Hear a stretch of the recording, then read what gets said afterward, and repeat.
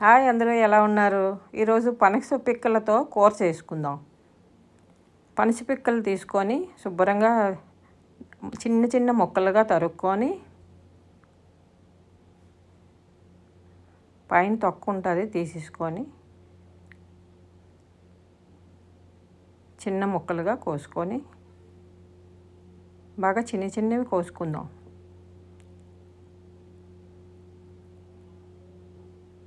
అలా చిన్న ముక్కలుగా రెడీ చేసుకొని శుభ్రంగా కడుక్కొని కళాయి పెట్టుకొని ఆయిల్ వేసి ఆయిల్ వేడెక్కాక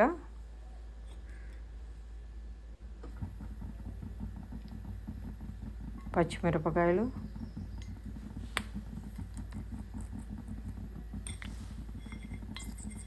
ఎల్లుల్లిపాయలు,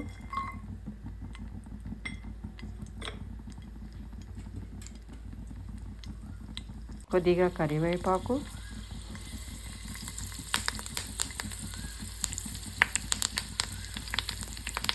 కొద్దిగా వేగిన తర్వాత ఈ ముక్కలు వేసేసుకొని కొద్దిగా కలుపుకోవాలి.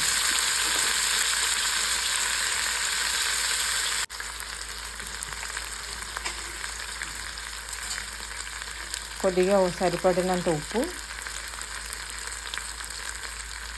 కొద్దిగా పసుపు, కొద్దిగా కలిపి అలాగా ముక్క బాగా మెత్తపడిన దాకా వేగించుకోవాలి.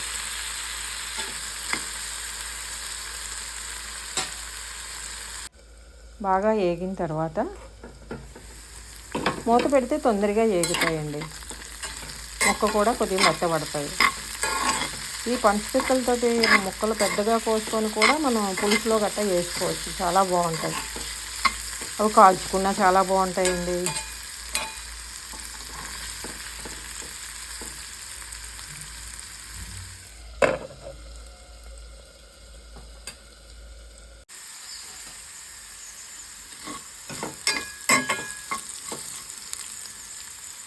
ఈ రకంగా కొద్దిగా ముక్క మెత్తబడిన దాకా యాగనిచ్చి అప్పుడు దానికి మన ఉల్లి మసాలా ఉంది కదా, 2 స్పూన్లు వేసుకొని బాగా ఎర్రగా వేగిన దాకా ఉంచుకొని